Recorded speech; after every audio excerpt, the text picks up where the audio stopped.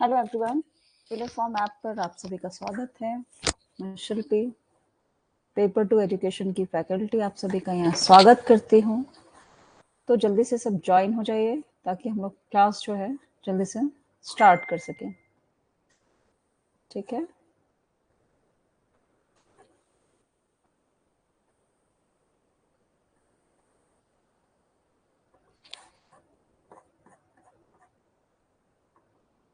अभी filler form में offer चल रहा है, जल्दी से सब ज्वाइन हो जाइए। उसके बाद हम लोग ये ऑफर को डिस्कस करते हैं।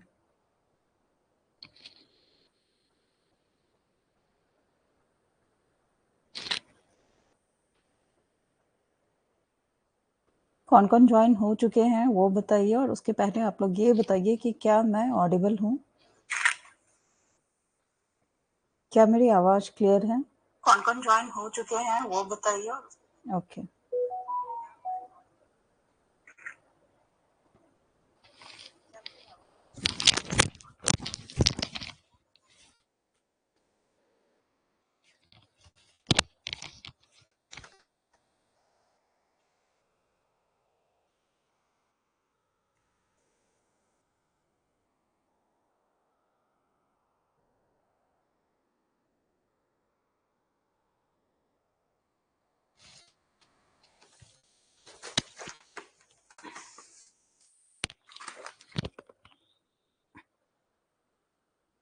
वॉइस बन रही है मतलब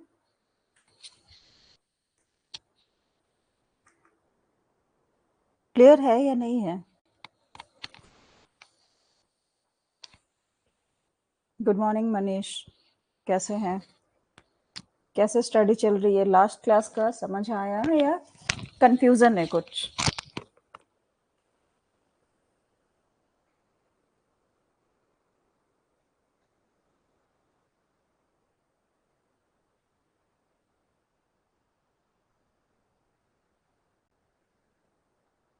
जल्दी से सब ज्वाइन हो जाइए ताकि हम लोग रिसर्च जो स्टार्ट किए हैं उसका सी पार्ट आज कंप्लीट कर सकें, और फिर हम लोग जल्दी से डी पार्ट स्टार्ट करें क्योंकि अभी बहुत कुछ पढ़ना है।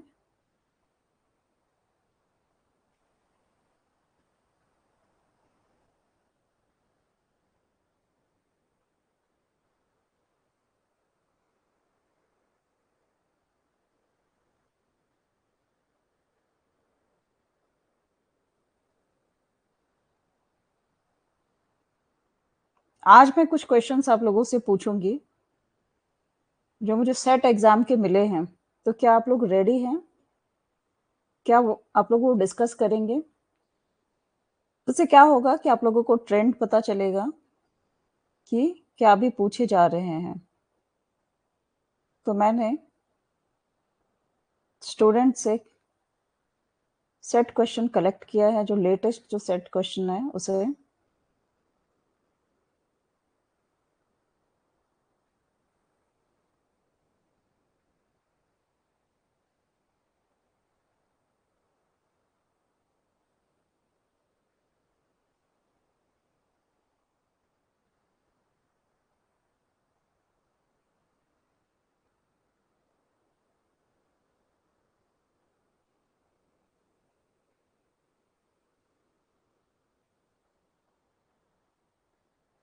यस, आवाज आ रही है। थोड़ा सेल्फ प्रैक्टिस कर लेते हैं तो सब क्लियर हो जाता है। नेटवर्क इशू आ रहे हैं। ओके, स्टैट पोर्शन तो थोड़ा लग रहा होगा, है ना? बाकी सब ठीक है। चलिए, तो ये हमारा जो है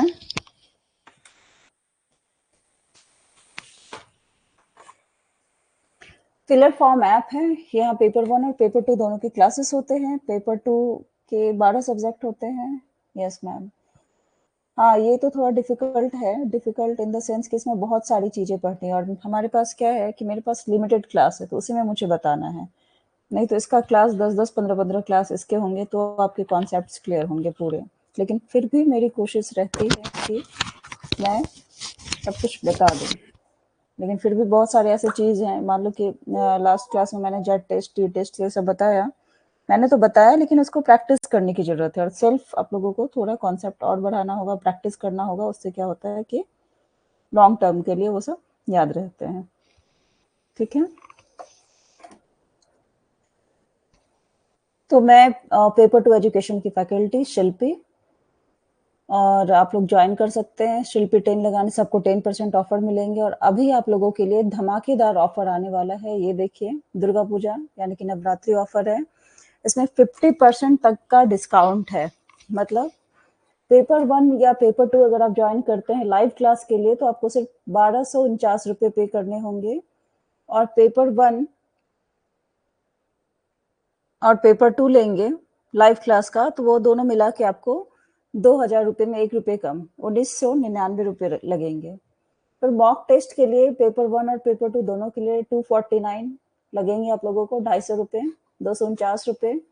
उसी तरह से रिकॉर्डेड अगर पेपर 1 या पेपर 2 की आप क्लास लेंगे, तो उसमें आपको क्या लगेंगे, 999, 1000 रुपये में 1 रुपये कम आपको लगेंगे। फिर रिकॉर्डेड पेपर 1 और पेपर 2 दोनों की क्लासेस आप ज्वाइन करते हैं, तो आपको सिर्फ 1500 रुपये में मिलेंगे।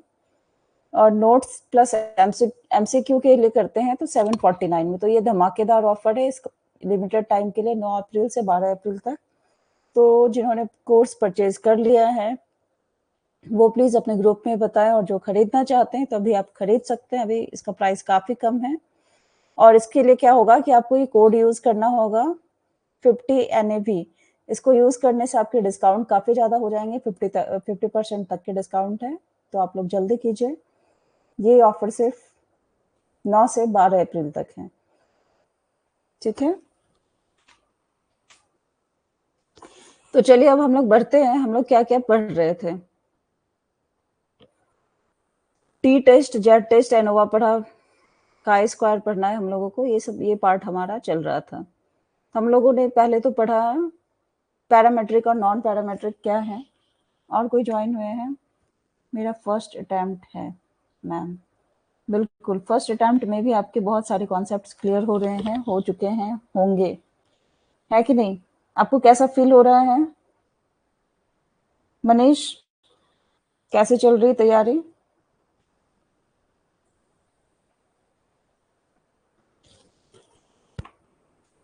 तो हम लोगों ने टी टेस्ट देखा, टी टेस्ट के बाद हम लोगों ने सैंपल टी टेस्ट किस किस में लिया जाता है उसके बारे में जाना। थोड़ा सा मैं और बता देती हूँ अगर आप लोगों को कंफ्यूजन हो तो। ठीक है,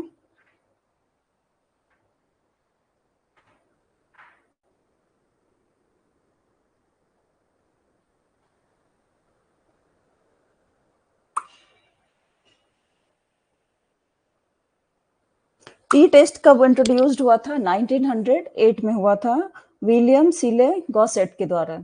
कहाँ बताया है मैंने? वो दूसरे पीपीटी में बताया था। ठीक है, विलियम सीले गॉसेट के द्वारा इनको जो है ये इंट्रोड्यूस किया गया था टी टेस्ट। और इनका क्या था, ये क्या थे, केमिस्ट थे, वो आयरलैंड में काम करते थे, आयरलैंड के रहने वाले थे, और इनका पेन नेम था स्टूडेंट। तो इसीलिए इसका क्या टी टेस्ट का नाम पड़ा, स्टूडेंट्स टी डिस्ट्रीब्यूशन। ठीक है, उनका पेन नेम स्टूडेंट था, गॉसेट का, मिस्टर गॉसेट का, और वो केमिस्ट थे, आयरलैंड में रहने वाले थे, आयरलैंड में काम करते थे। ठीक है, और उनका पेन नेम जो था स्टूडेंट, इसके कारण से इसका दूसरा नाम क्या है, स्टूडेंट्स टी डिस्ट्रीब्यूशन है। इसमें हम लोग क्या क्या करते हैं, कंपेयर करते हैं मीन स्कोर कहाँ होता है, obtained by two groups on a single variable. ये कंपैरिजन के लिए यूज होता है। इसमें लेस देन 30 सैंपल की इसमें बात की जाती है, सैंपल साइज क्या होगा, 30 से कम होगा। और क्या है, it can also be used to compare the mean academic achievements of two groups। दो ग्रुप के मीन जो एकेडमिक अचीवमेंट्स है उसको कंपेयर कर सकते हैं, जैसे बॉयज एंड गर्ल्स के बीच में है। ठीक है, अजम्पशंस क्या था कि डेटा जो है इसमें नॉर्मली डिस्ट्रीब्यूटेड रहेगा, इक्वालिटी ऑफ वेरिएंस है, फिर सैंपल मे बी इंडिपेंडेंट और dependent depending on the hypothesis and the type of samples. तो ये सारी चीजें थी टी टेस्ट की।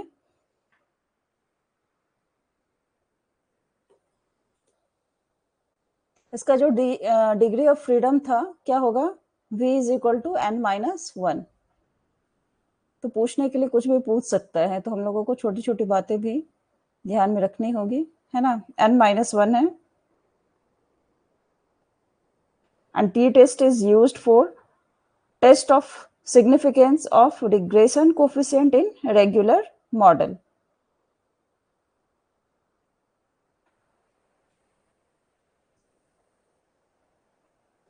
और हम लोग टी टेस्ट जो है टी स्टैट तब यूज करते हैं जब पैरामीटर ऑफ पॉपुलेशन जो है नॉर्मल होता है। पॉपुलेशन वेरिएबल जो है वो अननोन है, कोरिलेशन जो है कोफिशिएंट इन पॉपुलेशन वो 0 है। तो ये सारे फैक्टर्स हैं। वन सैंपल टी टेस्ट जो था,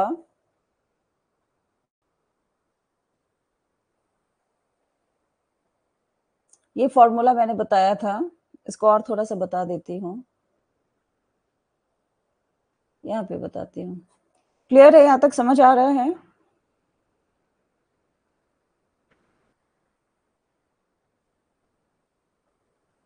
मैम मेरे को ऐसा लगता है कि हम कुछ कर सकते हैं, यदि आपके जैसे मार्गदर्शक मिल जाएं। बिल्कुल बिल्कुल, मेरी पूरी मतलब मैं पूरी कोशिश करूंगी कि आप लोगों को ज़्यादा से ज़्यादा मैं हेल्प कर सकूं, कंटेंट अच्छे से दे सकूं, ठीक है। और आप लोग भी बिल्कुल मेहनत कीजिए, और कुछ ना कुछ तो करना है लाइफ में, है ना। ए सी, good afternoon ma'am. Good afternoon Ankita. आप अपना नाम चेंज कर लीजिए अंकिता। ए सी से सब कंफ्यूज हो जाते हैं, अभी मैं भी भूल गई थी। ठीक है,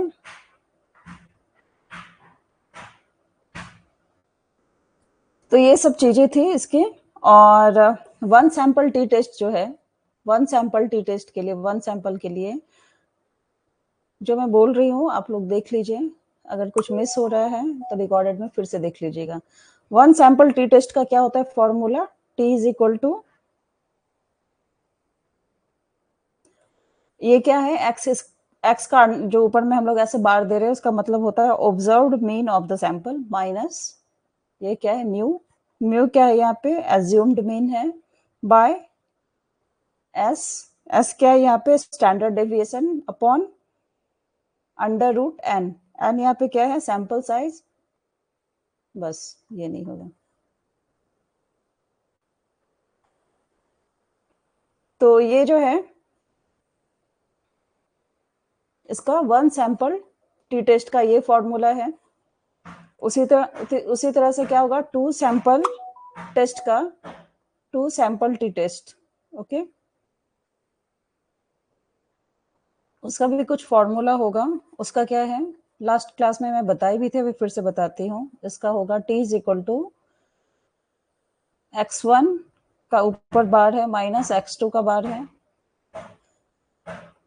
और x1 क्या है यहाँ पे observed mean of first sample, दो सैंपल की बात हो रही है ना, टू सैंपल टी टेस्ट। तो ये पहला जो है मीन किसका होगा, इसमें तो सिर्फ एक ही मीन है, तो एक मीन की बात हो रही है, मीन ज्यादा बड़ा तो इसी को x1 और x2 कर दिए। तो ये क्या हो गया, x1 हो गया observed mean of first sample minus observed mean of second sample that is x2, ठीक है।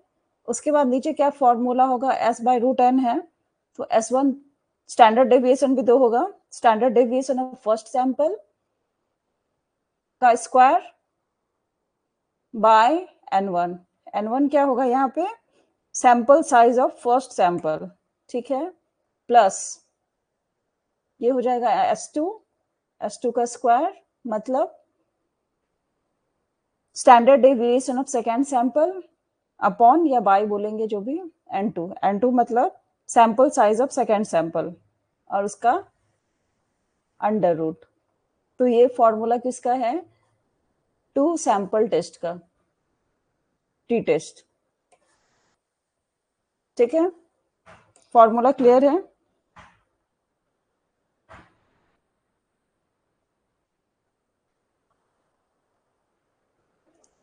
हमारा भी प्रियंका, गुड आफ्टरनून मैम, नाम चेंज नहीं हो रहा है, कोई बात नहीं। अंकिता, हमारा भी रिसर्च चल रहा है और आप बीच में ज्वाइन किया तो आपको कुछ भी समझ नहीं आ रहा होगा अभी, मैं जान रही हूँ। रिसर्च में पार्ट ए पार्ट बी हम लोग का हो चुका है, पार्ट सी भी कंप्लीट होने वाला है, आज कंप्लीट हो जाए ये। तो ये जो पार्ट सी है, इसको अगर कॉन्सेप्ट सी पार्ट जो पूरा स्टैट है, ये स्टैटिक्स है ये, इसमें तो स्टैटिस्टिक्स जो है इसमें पूरा भरा हुआ है। इसमें कैलकुलेशन जब हम लोग रिसर्च करते हैं, क्या मेथड यूज करते हैं, उसके बारे में पूरी बात यही सब हो रहा है। तो ये सब चीजें हैं इसमें, उसका डी पार्ट हम पढ़ेंगे। तो ये पार्ट थोड़ा, इसको आप टफ भी मान सकते हैं कि जिनका मैथ्स वीक है या सब कुछ, मतलब बहुत सारे इसमें कॉन्सेप्ट्स हैं, तो एक एक चीज का क्लियर होना बहुत जरूरी है। वो आप रिसर्च जब करेंगे तो उसमें ये सब यूज होता है, खास करके पीएचडी में तो ये सब का बहुत यूज है, तो उसी का छोटा रूप है ये। क्लियर है? हाँ, कैसे हम लोग कैलकुलेट करेंगे, रिसर्च का जो हाइपोथेसिस बना है उसके बाद आगे का क्या मेथड होगा, कौन से कैसे कैलकुलेशन होगा, वो सब की बातें हो रही है। बिल्कुल न्यूमेरिकल बेस्ड है। तो ये सब हो गया टी टेस्ट का। टाइप्स ऑफ टी टेस्ट क्या था? Independent one sample T test था, फिर independent two sample T test था, और क्या था? Dependent T test for paired samples. ये टी टेस्ट के बारे में थी बातें, मैं बता चुकी हूँ, लेकिन एक बार थोड़ा शॉर्ट में फिर से बता देती हूँ।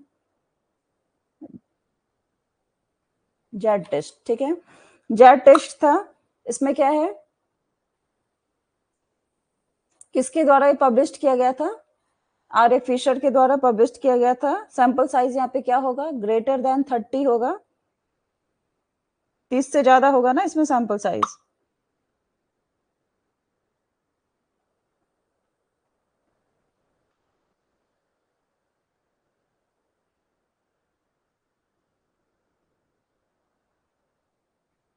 और क्या है? Z test is based on standard normal distribution, और जेड टेस्ट को हम लोग क्या कहते हैं? लार्ज सैंपल टेस्ट कहते हैं। ये क्वेश्चन डायरेक्ट आप लोगों को पूछ लेगा। कल भी मुझे किसी ने बताया कि इसमें क्वेश्चन पूछा था कि कौन सा ऐसा टेस्ट है जिसमें सैंपल साइज बड़ा होगा, तो उसको यूज करेंगे। T test, Z test, ANOVA test, और एक ऐसे और करके एक था, तो उसका क्या होगा? देख रहे हो क्वेश्चन कितना छोटा छोटा आता है, इसलिए मैं ये मतलब छोटी छोटी बातें भी बता देती हूँ ताकि आप लोगों को याद रहे।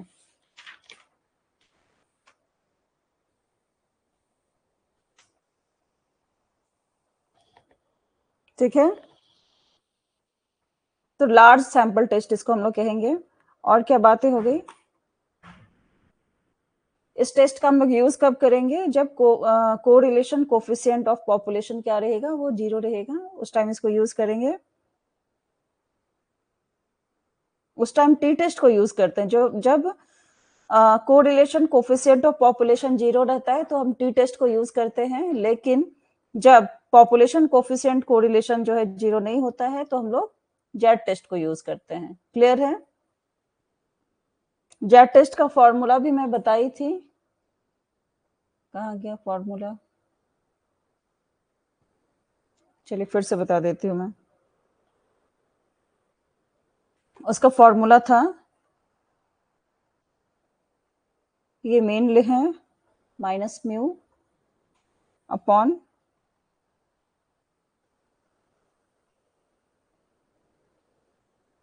Under root N. ये इसका फॉर्मूला है जेड टेस्ट का। क्लियर है?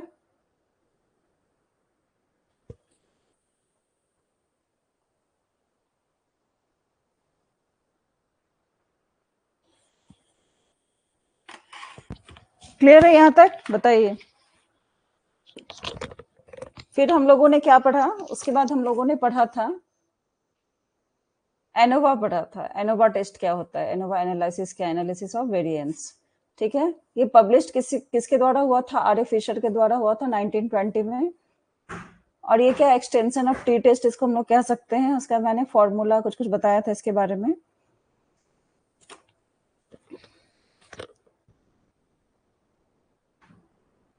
ये तो अभी बताया।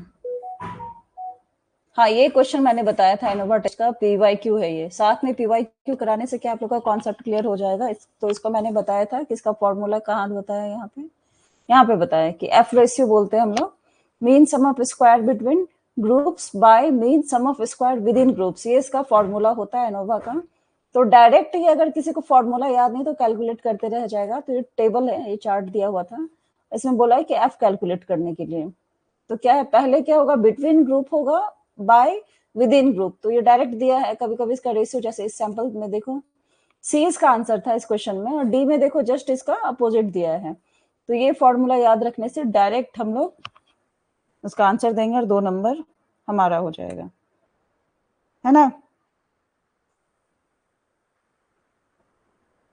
यस मैम, क्लियर है। 1920, ठीक है। चलिए, फिर एनोवा था। एनोवा में 2 टाइप का था, 1 वे एनोवा था, 2 वे एनोवा था। 1 वे एनोवा हम लोग कब यूज करते हैं, जब डिफरेंस होगा 2 और मोर इंडिपेंडेंट ग्रुप्स का, तो उसको जानने के लिए हम लोग 1 वे एनोवा यूज करते हैं। और 2 वे एनोवा कब यूज करते हैं, जब हम स्टडी करना चाहते हैं क्या, द इफेक्ट्स ऑफ 2 और मोर इंडिपेंडेंट और ट्रीटमेंट वेरिएबल्स। सारा छूट गया। हाँ, आपको सारा रिकॉर्डेड देखना होगा, नहीं तो बीच से आपको कुछ भी समझ नहीं आएगा। वैसे भी ये लोग तो डेली कर रहे हैं, फिर भी मैं इसको रिवीजन करवा रही हूँ अभी, क्योंकि थोड़ा सा डिफिकल्ट है। अब रिसर्च फिर से देख लो, कोई बात नहीं, चलेगा, है ना। वो आप धीरे धीरे देखती रहो, और लाइव क्लास में भी आप ज्वाइन करो, कुछ ना कुछ तो समझ आ ही जाएगा, है ना प्रियंका। और क्या है,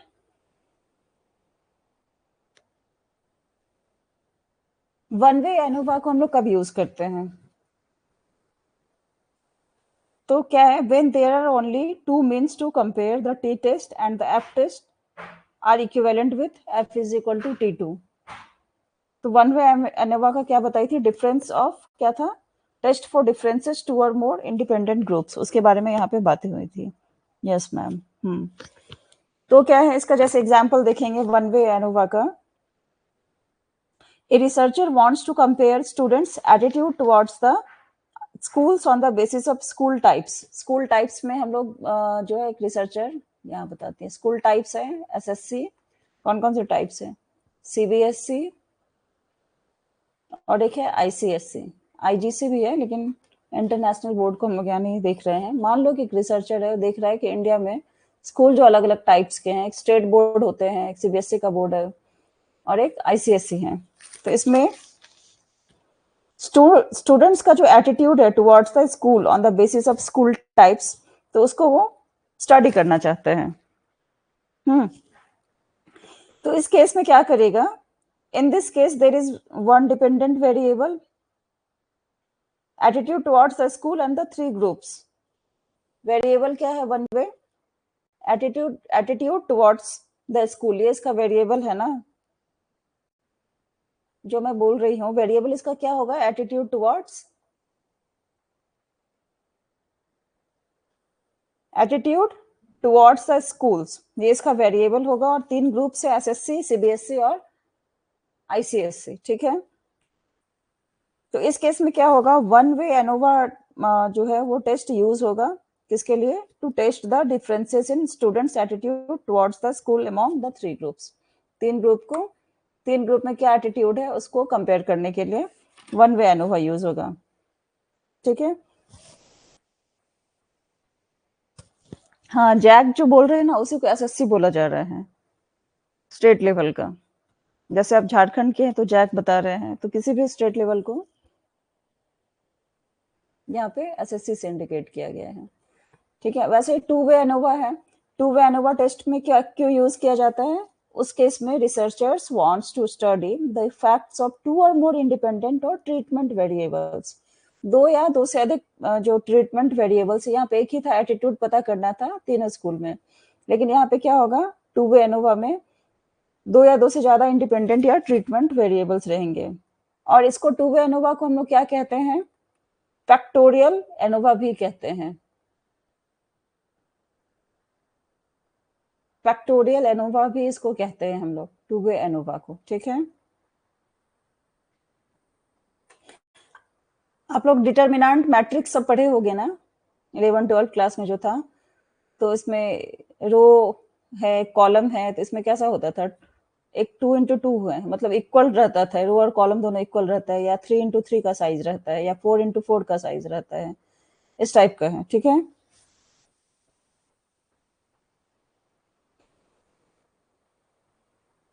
मतलब जो जिसमें इक्वल रहेगा उसकी बातें हो रही है, और दूसरा केस अब डिटर्मिनेंट मैं यहाँ उतना डीपली नहीं पढ़ा सकती हूँ, ठीक है।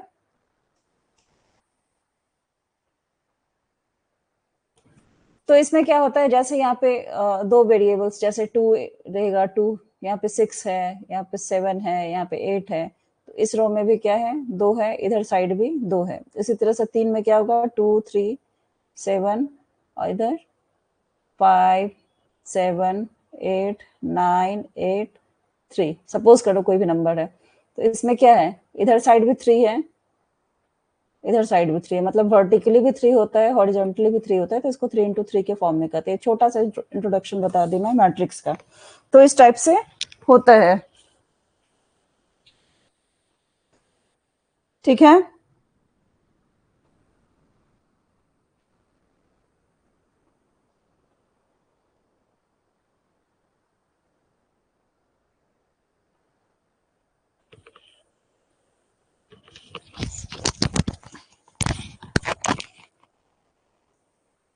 क्लियर है यहां तक?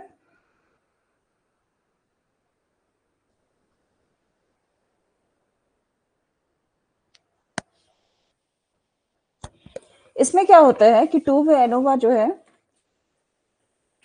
वो मल्टी लेवल हो सकता है, जैसे 3x3 है, या हायर ऑर्डर डिग्री है, जैसे 2x2x2, इस तरह से। तो ये जो मैट्रिक्स और डिटर्मिनेंट आप लोग पढ़े होंगे ना, तो उसमें आप लोगों का बिल्कुल ये क्लियर होगा, ठीक है। अब हम लोगों को उतना गहन अध्ययन करने की जरूरत नहीं है, लेकिन बेसिक चीजें जो है सो जानना जरूरी होती है, ठीक है। अब इसमें क्या क्वेश्चन होगा, इसमें रिसर्चर जो है टू वे एनोवा में, ये टू वे एनोवा की हम लोग बात कर रहे हैं, उसमें क्या है, वो एक रिसर्चर है, वो कंपेयर करना चाहता है students attitude towards the school on the basis of school types. जैसे एक तो ये फैक्टर रहेगा कि स्कूल टाइप्स का एटीट्यूड पहले वाला ऐड हो गया, attitude towards the school on the basis of school types, SSC है, सीबीएसई है, आईसीएसई है, उसके टाइप्स, प्लस क्या हो जाएगा, जेंडर, और जेंडर के बेसिस पे कि कौन से जेंडर कहाँ जाते हैं, कहाँ ज्यादा एडमिशन हो रहा है, क्या एटीट्यूड है। तो उसके लिए, तो इस केस में क्या होगा, there is one dependent variable, कौन सा डिपेंडेंट वेरिएबल है, वो है attitude towards the school, and two independent variables होगा, पहला होगा स्कूल का टाइप्स, तो स्कूल का 3 टाइप्स कौन कौन सा यहाँ पे है, एसएससी है, सीबीएसई है, और आईसीएसई है, और दूसरा क्या होगा, जेंडर। जेंडर क्या होगा, 2 होगा ना, including 2 levels, namely boys and girls. तो इस तरह से ये टू वे एनोवा इसमें टेस्ट किया जाता है, ठीक है। उसी तरह से क्या होता है, मैनोवा होता है, एनकोवा होता है, तो ये सबको भी आप लोग देख लीजिएगा।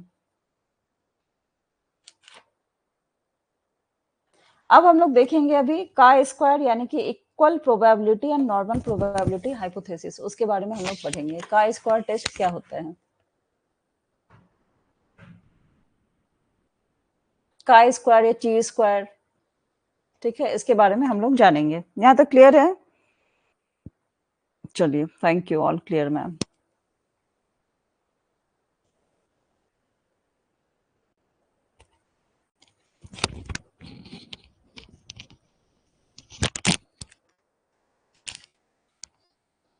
क्या होता है ये टेस्ट,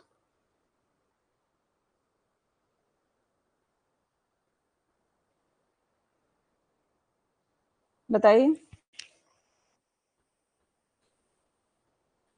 इसमें मेजर करते हैं, major of the difference between the observed and expected frequencies of the outcomes of A set of events और वेरिएबल्स। तो इसमें हम लोग डिफरेंस किसमें कैलकुलेट करते हैं, between the observed and expected frequency, observed frequency और एक्सपेक्टेड फ्रीक्वेंसी, तो उसके बारे में यहाँ पे बातें होती है।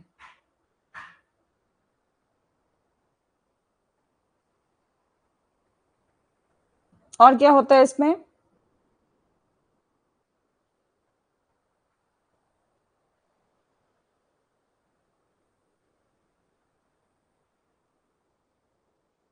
और इसमें क्या है?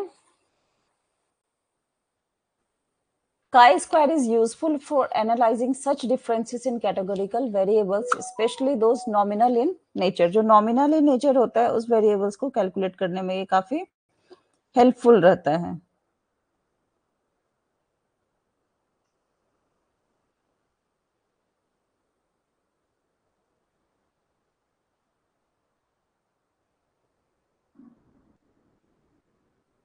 अच्छा, काई स्क्वायर टेस्ट जो है इसको पब्लिश किसने किया था वो देख लेंगे हम लोग. इसको पब्लिश किया है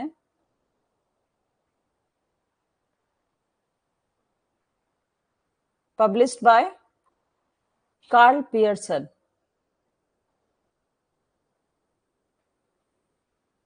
KARL, कार्ल पियर्सन. ये नाम सब आप लोग जरूर से याद कीजिएगा, रखिए. पियर्सन इन 1900 उस टाइम इसको पब्लिश किया गया था कार्ल पियर्सन के द्वारा, काई स्क्वायर टेस्ट को. इस टेस्ट का एक और नाम है, क्या उसका नाम है? Goodness to fit test. इसका दूसरा नाम है, अगर आपको काई स्क्वायर टेस्ट ना देके बोलेगा कि गुडनेस टू फिट टेस्ट के उसमें क्या कैरेक्टरिस्टिक्स होना चाहिए, जो भी इससे रिलेटेड क्वेश्चन पूछेगा, नाम चेंज करके, तो कंफ्यूज नहीं होना है. ये इसका दूसरा नाम है काई स्क्वायर टेस्ट का. ठीक है.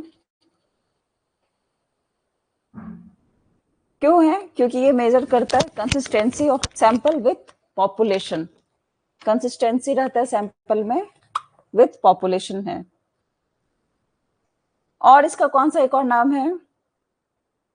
इसका एक और है, काई स्क्वायर का तीसरा नाम क्या है? Test of independence of data. ये भी इसका नाम है. तो काई स्क्वायर की जगह आपको ये भी दे सकता है लिख के.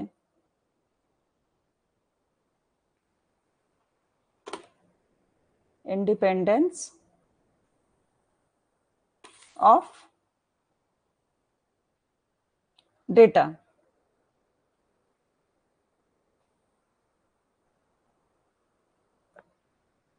इसमें क्या है कि इसका जो फ्रीक्वेंसी है वो कम से कम 50 होना चाहिए मिनिमम. मैक्सिमम जितना हो, मिनिमम 50 होना चाहिए, उससे कम में नहीं होता है काई स्क्वायर टेस्ट. और इसका क्या है? इसका यूज होता है as a parametric test to test population variance on basis of small size small variance. ठीक है. तो मैंने क्या क्या बताया कि इसको जो है पब्लिश किया गया था किसके द्वारा? कार्ल पियर्सन के द्वारा 1900 में. इसका क्या है दूसरा नाम? गुडनेस ऑफ फिट टेस्ट है. फिटनेस, कहीं भी फिट हो जाता है. और दूसरा है test of independence of data. और तीसरा है काई टेस्ट. तो एक नाम है ही, तो 3 नाम इसका है. इसमें फ्रीक्वेंसी है मिनिमम 50 होना चाहिए. और इसका यूज हम लोग और कहाँ करते हैं? Used as parametric test to test population variance on basis of small size and small variance. इसमें इसका एन ज्यादा है ना, मिनिमम बोल रहा है 50, मतलब 49 इसमें नहीं चलेगा. अगर 49 है फ्रीक्वेंसी दिया रहेगा तो काई स्क्वायर टेस्ट बोलेगा होगा, तो वो नहीं होगा. तो डिफरेंस थोड़ा बहुत है. ऐसा डिफरेंस होता है जो दिखता नहीं है लेकिन ब्लंडर होता है उससे. जैसे हम लोग बोलते हैं ना, ब्लंडर मिस्टेक हो गया. तो ब्लंडर मतलब भी मिस्टेक होता है और मिस्टेक मतलब भी मिस्टेक होता है. तो एक साथ दोनों सेंटेंस आएगा क्या? ब्लंडर भी एक सेंटेंस में, ब्लंडर और मिस्टेक. या तो आप बोलो मिस्टेक हो गया या ब्लंडर हो गया. तो ये this is a type of common error. ठीक है. क्लियर है?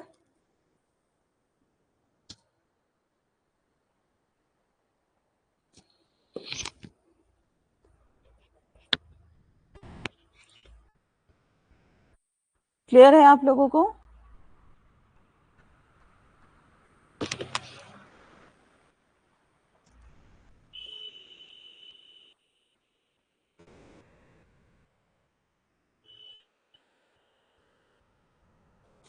अब इसका फॉर्मूला देख लेते हैं. क्या है फॉर्मूला? ये नहीं समझ आएगा अब आपको, ठीक है। इसका फॉर्मूला होता है, ये समेशन यहाँ लिखेंगे, क्या है ऊपर में, ऑब्जर्व्ड फ्रीक्वेंसी, मैं शॉर्ट में लिख रही हूँ, माइनस एक्सपेक्टेड फ्रीक्वेंसी, इसका स्क्वायर, ठीक है, upon expected frequency.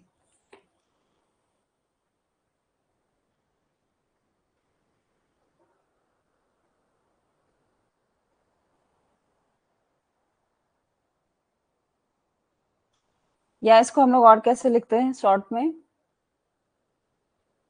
Observe frequency को f0 से लिख दो और एक्सपेक्टेड फ्रीक्वेंसी को f e से डिनोट कर लेते हैं, या कैपिटल F मान लो इसको, बहुत सारी फ्रीक्वेंसी की बात हो रही है, तो f0 minus F E upon, ये क्या हो जाएगा, ये स्क्वायर हो जाएगा bye expected frequency.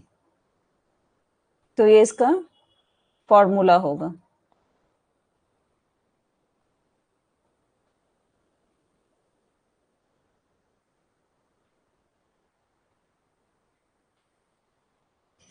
Okay, yes ma'am, clear है, क्लियर है। चलिए, थैंक यू। लास्ट क्लास में थोड़े कंफ्यूज हो गए थे ना फर्स्ट टाइम, इसलिए रिवीजन कराइए थे, इसमें सब कुछ याद हो जाता है।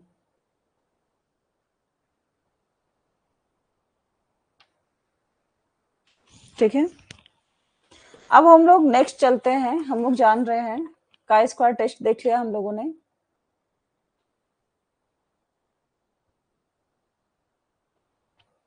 देख लो काई स्क्वायर टेस्ट क्या है, पियर्सन का काई स्क्वायर टेस्ट है, ठीक है। तो ये सब चीजें हैं, मैंने बता दिया है। इंडिपेंडेंस होता है, टेस्ट ऑफ इंडिपेंडेंस, रिपोर्ट कैसे होते हैं। अब हम लोग देखते हैं कोरिलेशन क्या होता है, ठीक है। कोरिलेशन क्या होता है उसके बारे में हम लोग जानेंगे।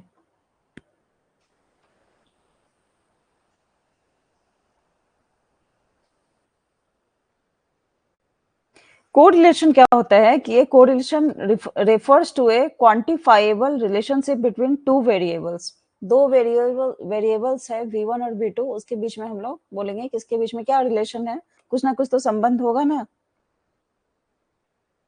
तो उसको हम लोग कहाँ से कैलकुलेट करते हैं, मतलब उसी चीज को हम लोग जान रहे हैं, कोरिलेशन को जानेंगे। क्यों इसको यूज करते हैं, it is a measure of the strength and direction of that relationship.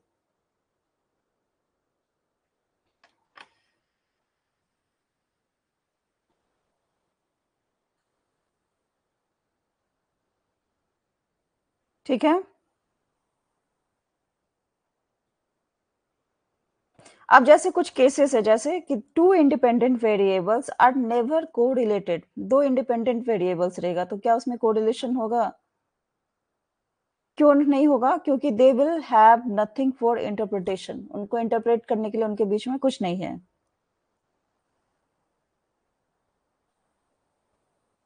Yes ma'am, clear है यहां तक।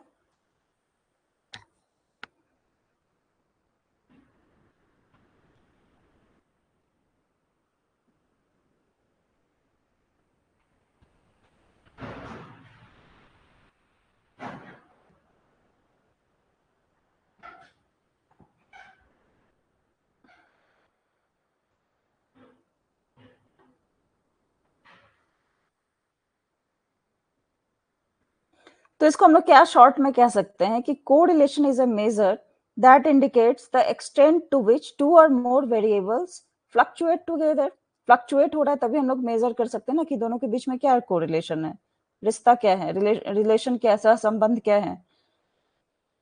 अब इसमें कोरिलेशन क्या है, एक पॉजिटिव होता है, एक नेगेटिव होता है, एक जीरो होता है, ठीक है।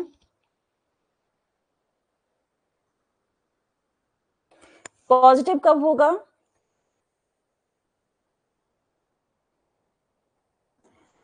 when one variable increases and the other variable tends to increase as well. मतलब कि जो दो वेरिएबल्स हैं, ठीक है, x और y है, तो दोनों अगर एक ही डायरेक्शन में जाएगा। If both the variables are varying in the same direction, same ही डायरेक्शन में गया, आप नॉर्थ जा रहे हो तो ये भी नॉर्थ ही जाएगा, ठीक है, एग्जाम्पल बता रही हूँ। या आप साउथ जाओगे तो साउथ ही जाएगा, दोनों का एक ही डायरेक्शन होगा, तो दैट इज पॉजिटिव कोरिलेशन, ठीक है। इसको हम लोग साइन किससे देखते हैं? प्लस से।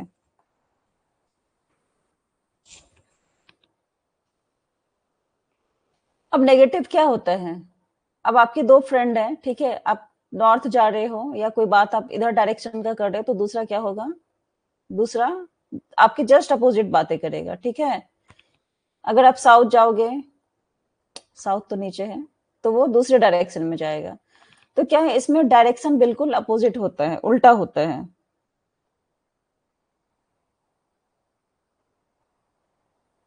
मतलब कि एक का वैल्यू अगर इंक्रीज होता है तो दूसरा का वैल्यू डिक्रीज होता जाता है ना। उसी तरह से अगर फर्स्ट का डिक्रीज हो रहा है तो पहले वाले का इंक्रीज हो जाएगा, एंड वाइस वर्सा। लेकिन इसमें क्या है, दोनों का इंक्रीज होगा। तो ये हो गया पॉजिटिव कोरिलेशन, ये हो गया नेगेटिव कोरिलेशन। इसको माइनस से करते हैं, माइनस साइन से इसको इंडिकेट करते हैं। और थर्ड वाला है जीरो। इसमें क्या होता है कि इसमें दोनों वेरिएबल्स के बीच कोई भी संबंध नहीं होता है। No relationship between the variables, this is zero coefficient, okay, और कोरिलेशनशिप।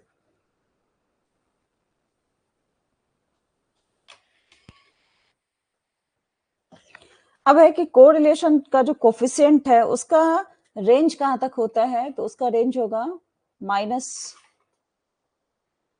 वेयर इज कर्सर, -1 टू +1, यहां तक इसका रेंज होता है। रेंज है इसका कोरिलेशन कोफिशिएंट का।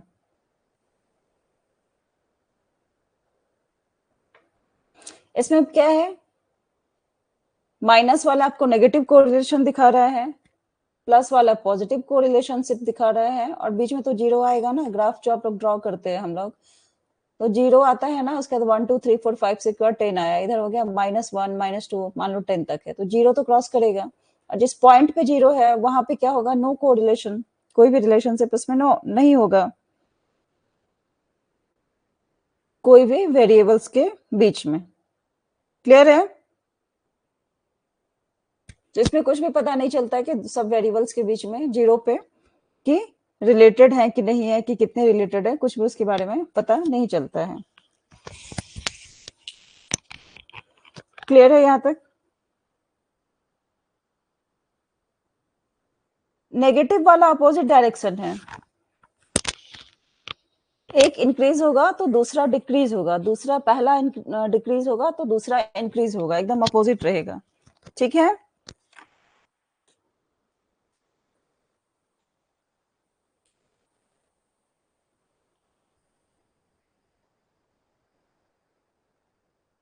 ठीक है यहाँ पे।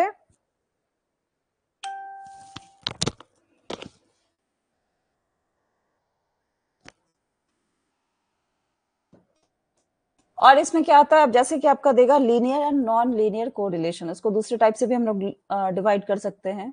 तो लीनियर में क्या होगा, इरेज करना है।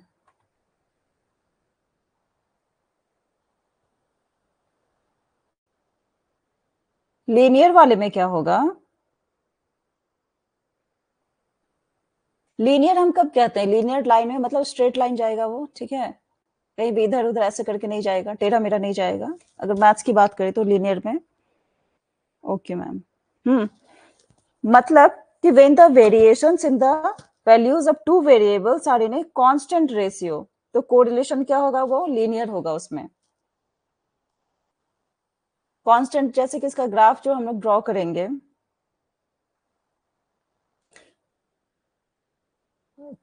इसमें बता रही हूँ, देखो ये ऐसे करके ओ फोर टेढ़ा लाइन जा रहा है बार बार। ये एक्स एक्सिस है, एक ये वाई एक्सिस है, ये एक्स एक्सिस है, ठीक है। तो हमने क्या किया, दो वेरिएबल्स को लिया, एक को इधर साइड लिया एक्स एक्सिस में, एक को वाई एक्सिस में लिया, ठीक है। ये वेरिएबल एक्स हो गया, ये वेरिएबल वाई हो गया। अब हमारा मान लो किसका क्या है, 2 4 6 8 10 ऐसे करके एक्स एक्सिस में है, हाँ। और इधर क्या है, इस साइड में 5 10 15 20 25 ऐसे करके है। तो इसका जो इसके बीच का जो हम लोग लाइन सेगमेंट इसको ड्रॉ करेंगे ग्राफ में, तो कैसा जाएगा, स्ट्रेट लाइन जाएगा, मतलब ये लीनियर है।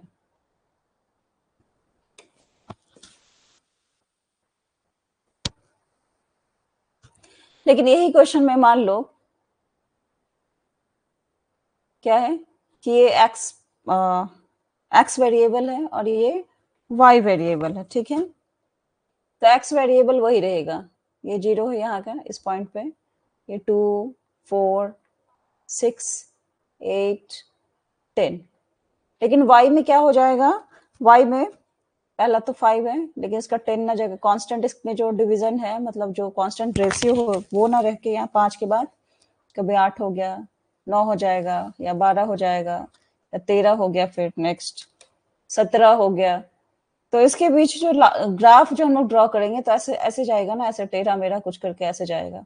तो ये क्या है, स्ट्रेट लाइन नहीं है। तो ये कौन सा केस हो गया, नॉन लीनियर का ये केस हो गया।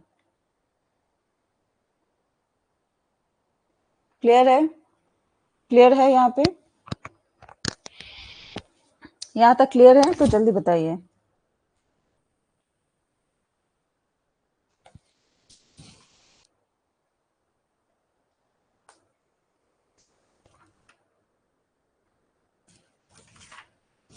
मेथड्स क्या है कोरिलेशन को स्टडी करने का, स्कैटर डायग्राम है, स्कैटर डायग्राम से हम लोग इसको स्टडी करते हैं कोरिलेशनशिप को। और क्या मेथड है, कोरिलेशन ग्राफ जो बना रहे हैं अभी हम लोग, कोरिलेशन ग्राफ से हम लोग समझेंगे। और क्या हो सकता है, product moment coefficient of correlation, ये इसका आ जाएगा। उसके बाद हो जाएगा रैंक डिफरेंस कोरिलेशन मेथड हो जाएगा, नाम बस जान लेते हैं। कोफिशिएंट ऑफ कंकरेंट डेविएशन ये भी आ जाएगा। और क्या आएगा, और आ जाएगा मेथड्स ऑफ लीस्ट स्क्वायर। तो ये सारे मेथड से हम लोग कोरिलेशन को कैलकुलेट कर सकते हैं। क्लियर है मैम, चलिए। कोरिलेशन का हम लोग यूज कब करते हैं, जब फैक्टर एनालिसिस का जो होता है टेक्निक है, ये फैक्टर एनालिसिस जो पढ़ते हैं तो वहां पे कोरिलेशन एक टेक्निक हो जाता है। उसके बाद प्रिडिक्शंस करने में इसका यूज होता है। पाथ एनालिसिस जो है वहां पे होगा यूज टेक्निक, वहां जहाँ पाथ एनालिसिस की बात होगी तो वहां पे कैसा पाथ है, जैसे ये लीनियर है, नॉन लीनियर है, या degree of reliability and validity of psychological test and inventories, तो वहां पे ये सारी चीजें की यूज होगी। क्लियर है,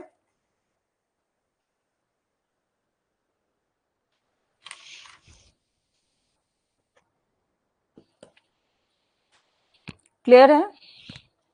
तो आप लोगों का मैथ्स जो है वो पोर्शन लगभग खत्म हो चुका है, स्टार्ट वाला, अब थ्योरी सब है बचा हुआ।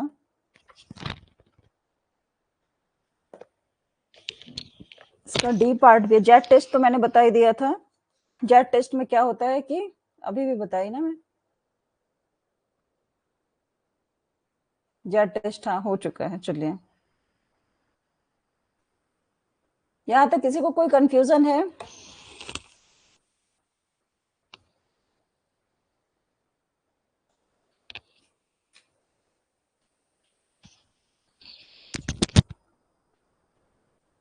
यस मैम, अच्छा क्लियर है मैम, ओके क्लियर है, यहाँ तक समझ आ रहा है? मनीष, अंकिता, प्रियंका, जो लाइव क्लास ज्वाइन किए हैं सभी को समझ आ रहा है?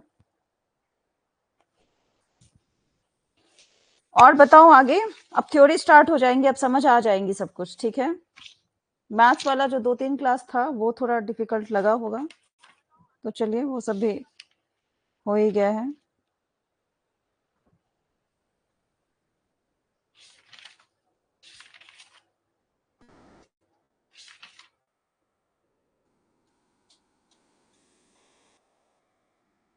क्लियर है मैम?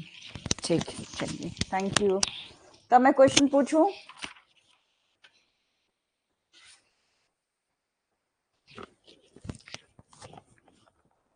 चलिए एक दो क्वेश्चन डिस्कस करते हैं।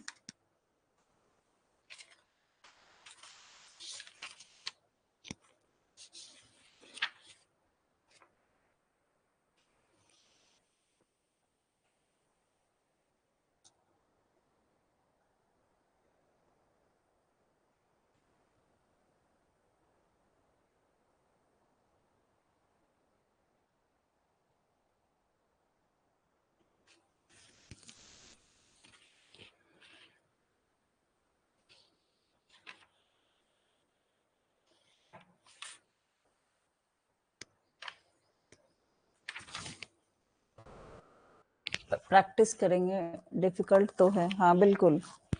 और कितना है ना, फॉर्मूला बेस्ड आपको क्वेश्चन पूछ देगा, जैसे कि बोलेगा, जैसे आप मीन दे दिया है, स्टैंडर्ड डेविएशन दे देगा, नंबर दे देगा, क्या है उसका बोलेगा कैलकुलेट करो, 4 ऑप्शन दे देगा कि उसमें लेवल ऑफ कॉन्फिडेंस कितना है, पॉपुलेशन का लेवल ऑफ कॉन्फिडेंस 0.01 या जो भी है वो कितना है, तो उसको कैलकुलेट करके आपको बनाना पड़ेगा।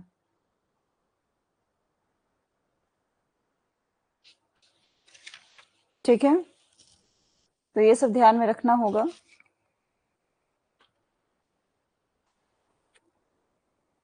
अच्छा, सिंपल क्वेश्चन है, जैसे कि which of the following is a non parametric test? कौन सा होगा? T test, F test, chi square test और जेड टेस्ट, कौन सा इसमें नॉन पैरामेट्रिक टेस्ट है?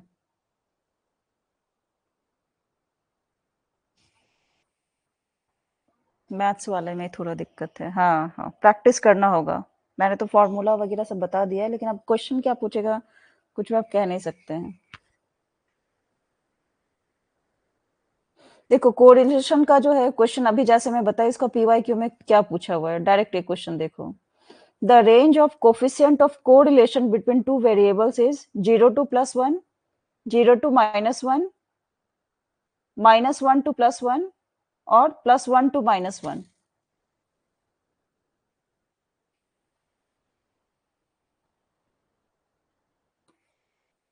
मतलब -1 to +1 मैं ऐसे ही बोल दी हूँ, +1 to -1 ये दोनों सेम है। इसका सीरीज में बात करेंगे तो एक बोल रहा है, इसका क्वेश्चन फिर से सैंपल दे, ऑप्शन देती है, 0 से +1 तक का है, 0 से -1 तक का है, +1 से -1 तक का है।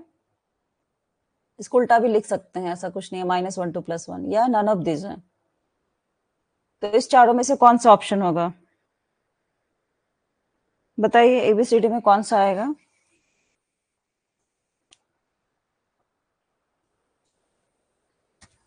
जल्दी बताइए, अभी पढ़ाई हूं मैं, जल्दी क्वेश्चन बताइए, answer.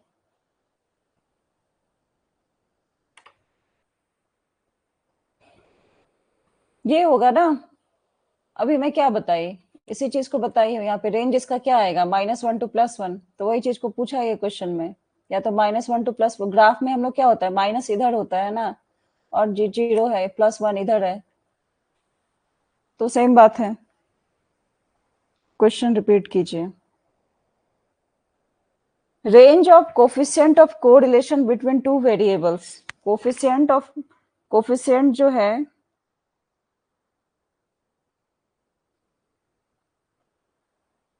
Correlation between two variables क्या होगा, सिंपल बताओ।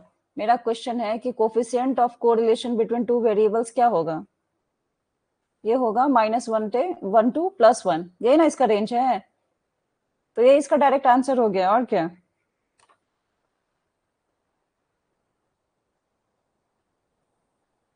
क्लियर है?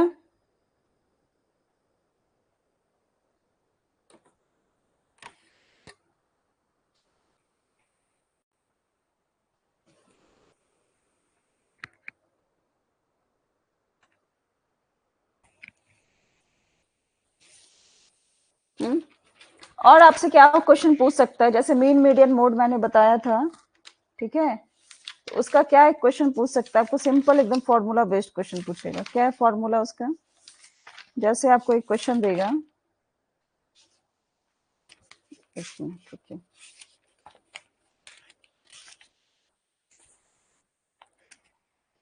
आपको एक क्वेश्चन दे देगा, बोलेगा कि उसका मीन निकाल के बताओ कितना आएगा। 1 से 51 का है क्वेश्चन, कोई दिया मान लो कि मीन निकालना है। हाँ, mean of A number from 1 to 51, इसका मीन क्या होगा? तो छोटा नंबर है ना, उसको हम लोग काउंट कर लेंगे, काउंट करके जितना रहेगा उसे डिवाइड कर देंगे। इसका क्या होगा मीन बताओ? 1 to 51 का मीन क्या होगा? ये क्वेश्चन आपसे पूछ लेगा।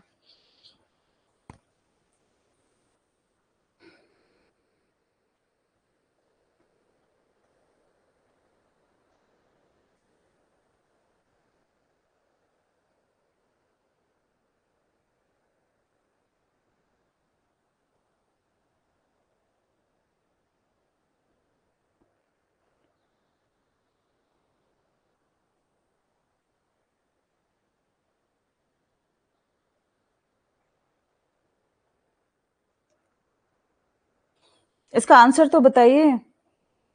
1 to 51 जो नंबर है उसका मीन क्या होगा? तो इसमें तो हम लोग जो है 1 2 3 4 ऐसे करके लिख नहीं सकते ना, 1 2 3 4। अब यहाँ 4 तक का नंबर रहता तो इसको 4 3 7 और 2 1 क्या होता, 10 होता। 10 को 4 से डिवाइड कर देते हैं, ये कितना आएगा? 2.5, यही आएगा ना? हम्म,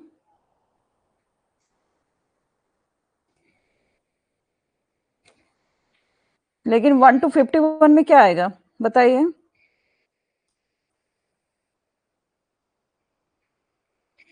1 to 51 में क्या करना है हम लोगों को मीन फाइंड आउट करने के लिए? मीन ऑफ, यहाँ पे देखेंगे, एक मिनट वेट कीजिए। आप लोग का आंसर आ रहा है तो बताइए प्लीज। हाँ, बहुत इजी क्वेश्चन है, फिर मुझे लगेगा ना कि आप लोग समझ रहे हैं।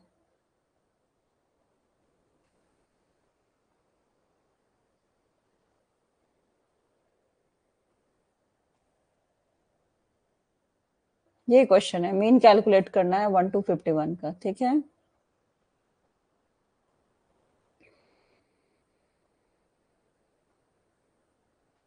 तो हम लोग क्या करेंगे? किसी का आंसर आया क्या अभी तक?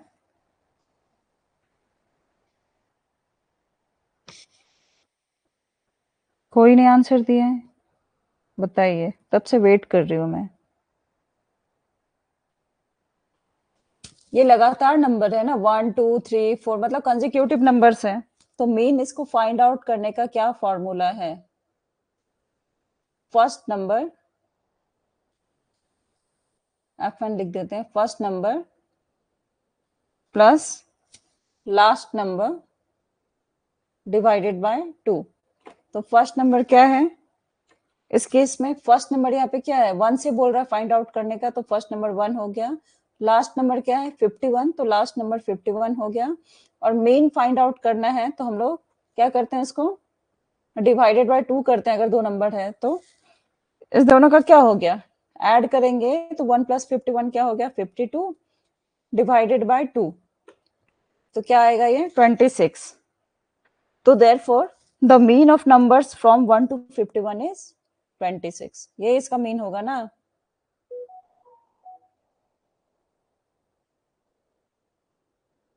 अब जैसे कि कंसेक्यूटिव नंबर ये भी है ना, इस छोटा से ये वाला एक क्वेश्चन देख लो आप, ये बड़ा वाला टर्म का था।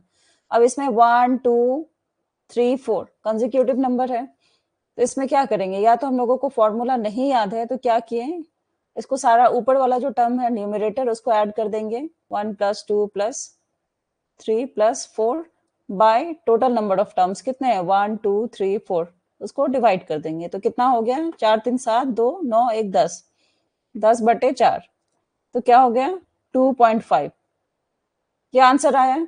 अगर इसको फॉर्मूला से सॉल्व करेंगे, first term plus last term, क्योंकि कंसेक्यूटिव नंबर है तो फर्स्ट टर्म 4 है, लास्ट टर्म क्या है, सॉरी फर्स्ट टर्म 1 है और लास्ट टर्म 4 है, 4 और डिवाइडेड बाय 2, फॉर्मूला से ये होगा, मतलब 5/2, तो क्या आ गया 2.5, यही आंसर आया ना।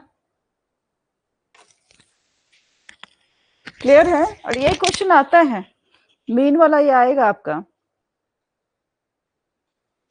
फॉर्मूला बेस्ड पूछ लेता है। इजी है बट क्वेश्चन अगर भूल गए तो फिर।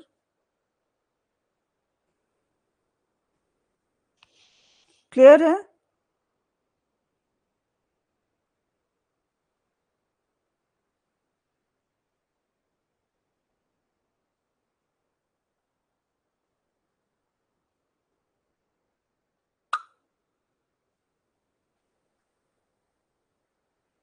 क्लियर है यहाँ तक?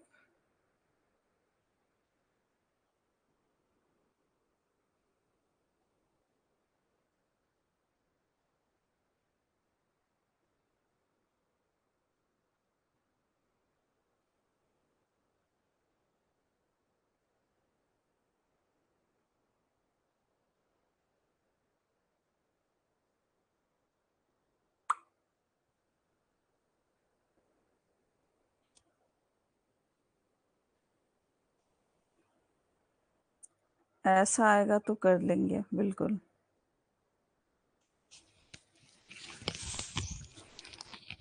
अभी तो क्लियर है, चलिए अच्छी बात है, अभी क्लियर है तो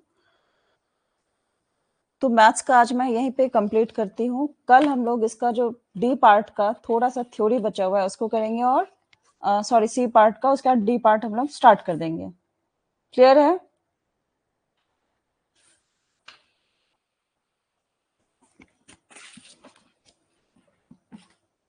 आप लोग कल क्या 2 घंटे की क्लास ले सकते हैं? बताइए। Yes ma'am. 2 आवर की क्लास कर लेंगे या नहीं लेंगे, उस अकॉर्डिंग मैं प्लान करूंगी या सर से बात करूंगी अगर आप लोग बोले तो, और कंफर्टेबल हैं तो बताइए, अदरवाइज कोई प्रॉब्लम नहीं है। तो कल 2 आवर की क्लास ले सकते हैं।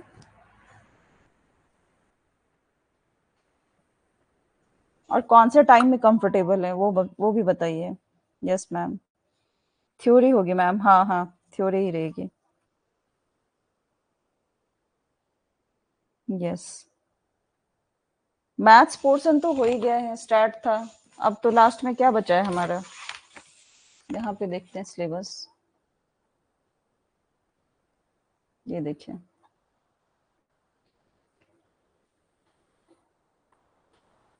ये सब तो हो गया ना। थोड़ा ये बताना है, क्वालिटेटिव डेटा एनालिसिस है, डेटा रिडक्शन क्या है, क्लासिफिकेशन क्या है उसका, analytical induction and constant comparison, concept of triangulation. तो मैथ्स का तो आपका खत्म हो गया, मैथ्स इधर ही था यहाँ तक। ये थोड़ा बहुत है वहाँ पे जो बातें होंगी। और डी पार्ट हमारा क्या है, डी पार्ट में क्वालिटेटिव रिसर्च डिजाइन है, ग्राउंडेड थ्योरी है, उसका क्या डिजाइन है, ये सारी चीजें हैं। तो थ्योरेटिकल चीजें ही हैं, थोड़ी बहुत कहीं कुछ यूज हुआ तो हुआ, क्योंकि कोर्स भी जल्दी से कंप्लीट कराना है। आप लोग तो कैसे लेंगे, 11 से 12 लगातार लेंगे या शाम के टाइम में लेंगे, वो भी बताइए तो मैं सर से पूछूंगी फिर। टाइम अपना बताइए कैसे लेना है, कंटिन्यू लेना है, बीच में ब्रेक लेना है, मॉर्निंग में ही लेना है, या एक मॉर्निंग एक इवनिंग में लेना है, क्योंकि पेपर 2 की भी आप लोगों की, पेपर 1 की भी क्लासेस होती हैं। तो उस अकॉर्डिंग, ताकि आप लोगों का इंटरनेट खत्म ना हो और भी कुछ प्रॉब्लम ना हो, चार्ज खत्म ना हो, है ना? शाम को। ओके। अंकिता, प्रियंका, आप लोग भी बताइए। इवनिंग में।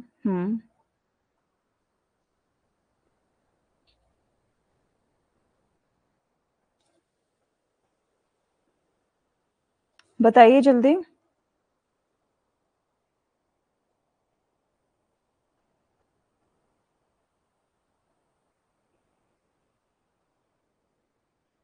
Evening ma'am, evening evening, okay.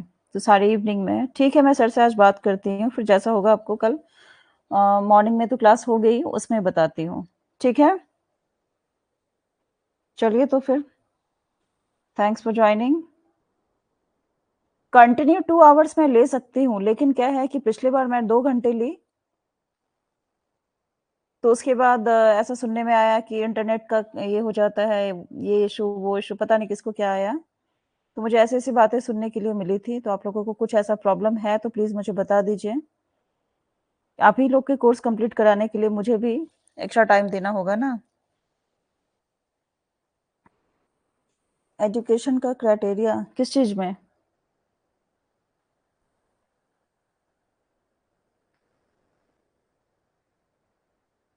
किस चीज़ में मनीष?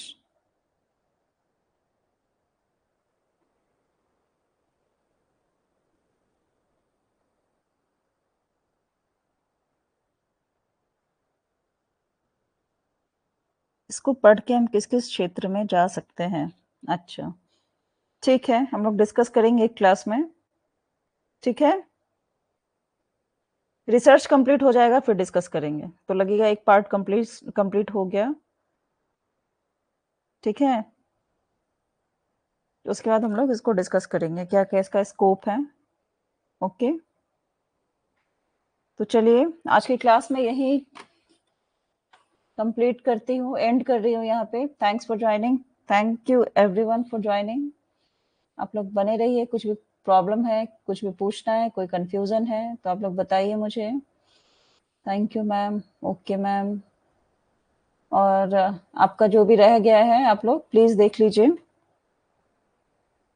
आई डोंट थिंक कि आप लोगों को कोई प्रॉब्लम हुई होगी पहले भी।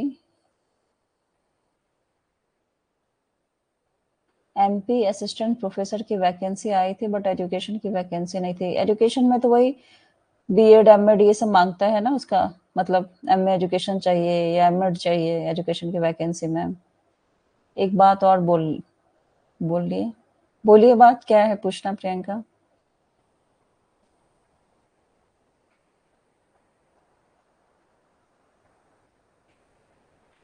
पूछिए।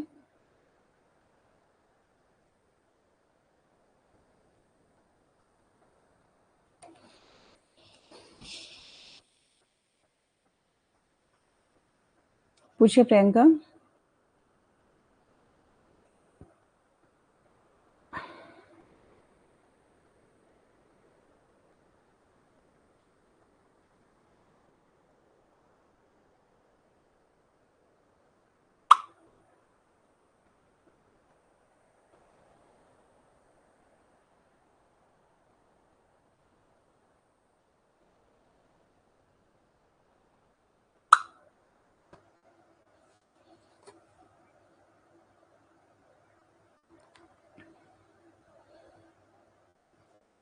प्रियंका, मैं वेट कर रही हूँ, क्या आपको पूछना है बताइए, एक बात बताइए।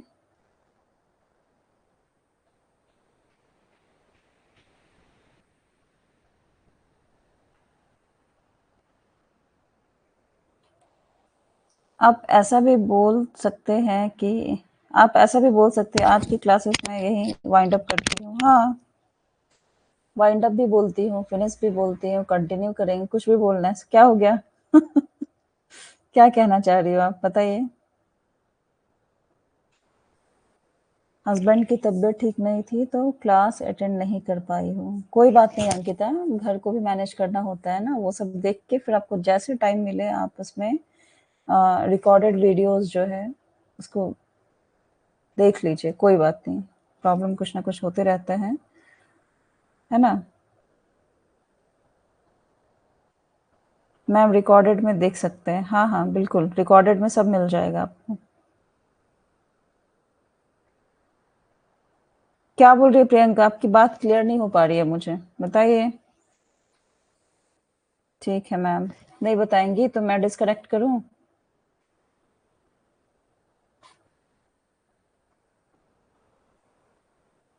Okay, thank you ma'am, thank you, thank you.